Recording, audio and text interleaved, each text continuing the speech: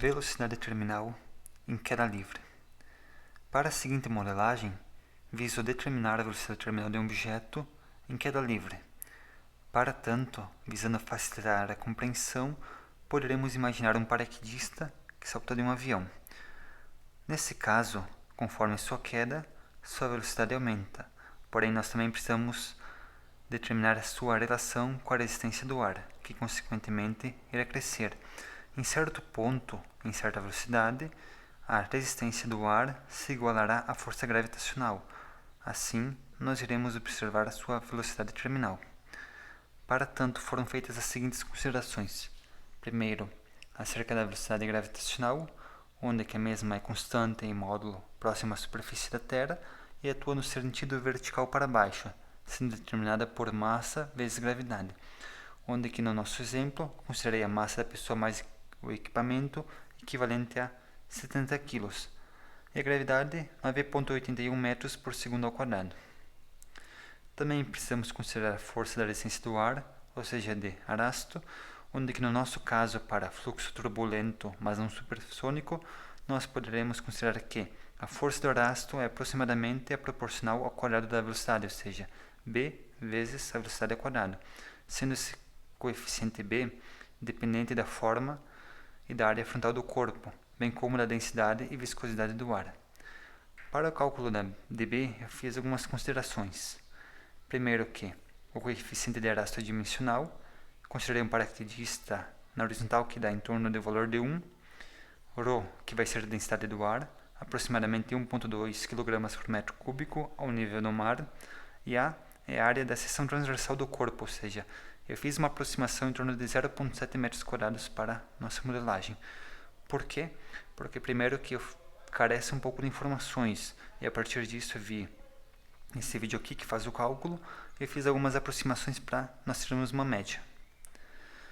Segundo ponto a considerar, a equação do movimento, ou seja, a segunda lei de Newton, onde que nós teremos que a massa vezes a derivada do tempo, da velocidade em relação ao tempo é igual a massa vezes gravidade menos aquela variável b vezes a velocidade ao quadrado, onde que nós poderemos explicitar a aceleração e obter uma equação diferencial não linear que irá descrever a velocidade em queda, ou seja, d dv sobre dt igual a gravidade menos b sobre m vezes v ao quadrado. Bem como em seguida nós precisamos determinar a equação da posição, que será a variação da altura em relação ao tempo, que nós determinamos como menos v. E menos v porque a altura diminui em relação que o corpo se desloca para baixo.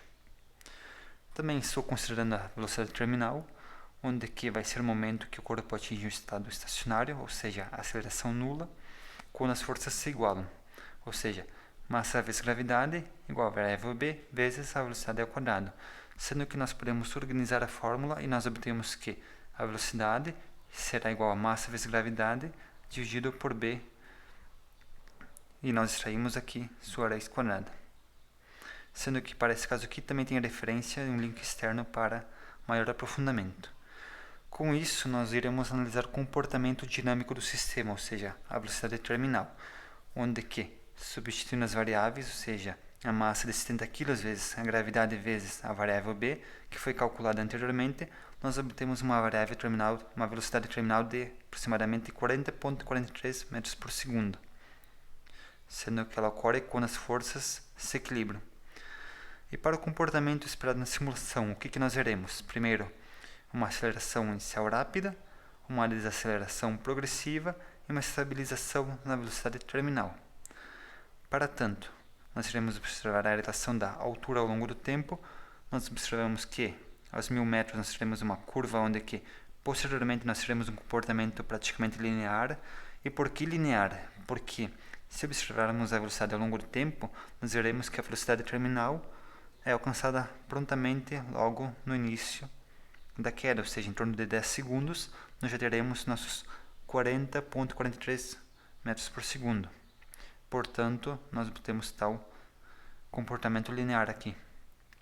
Só que nós também podemos analisar a questão da força gravitacional sobre a força de arasto, onde que em azul nós temos a força gravitacional que é constante, em vermelho nós teremos a força líquida, ou seja, a diferença entre a força de arasto e a força gravitacional, E assim nós podemos ver que realmente em torno dos 10 segundos, um pouquinho mais, nós obtemos a equalização das forças e a velocidade final. E agora com isso irei levantar alguns pontos do porquê nós temos tais gráficos e porquê eu modelei o sistema de tal forma. Primeiro que eu fiz algumas simplificações, onde que eu considerei o coeficiente de Erasto constante. Segundo que nós não consideramos a variação da densidade do ar conforme a altitude, nem a questão da forma do corpo, a orientação do paraquedista, que como visto eu considerei um valor único para seu corpo, e alguns efeitos aerodinâmicos complexos. Até porque, como dito, isso aqui é uma modelagem mais simples para demonstrar como nós podemos demonstrar tal situação, ou seja, demonstrar a modelagem de tal situação. Entretanto, tem alguns pontos que eu fiz levantamento e disse, olha, nós temos algo interessante, porém tem alguns pontos a mais a considerar. E segundo ponto importante é a questão da modelagem matemática, que é uma equação quadrática simplificada do Erasto. Nós não contemplamos variações de parâmetros e não contempla a abertura do paraquedas e suavização até altitude zero, ou seja, nós vemos aqui que no gráfico da relação de tempo com altura, que aproximadamente nós teremos altura zero em torno de uns 27, 28 segundos. Não foi considerado, por exemplo, aqui a abertura do paraquedas em 400 metros, por exemplo, foi somente visto como iria se comportar ao longo do tempo esse objeto, ou seja, é uma situação simplificada. Com isso nós temos a definição dos parâmetros, das variáveis auxiliares, bem como eu demonstrei lá a modelagem matemática, coloquei-as aqui na equação e a partir disso nós conseguimos as variáveis do sistema, sendo que tais equações foram demonstradas anteriormente. E também para facilitar, tem a tabela de variáveis, novamente, variável, unidade e significado e importância, onde que a partir disso pode-se ter maior compreensão do sistema, das variáveis, como elas impactam e do que eu fiz e como eu fiz e por que eu fiz. Então, maiores dúvidas, sugestão é consultar essa tabela complementar ao final do documento.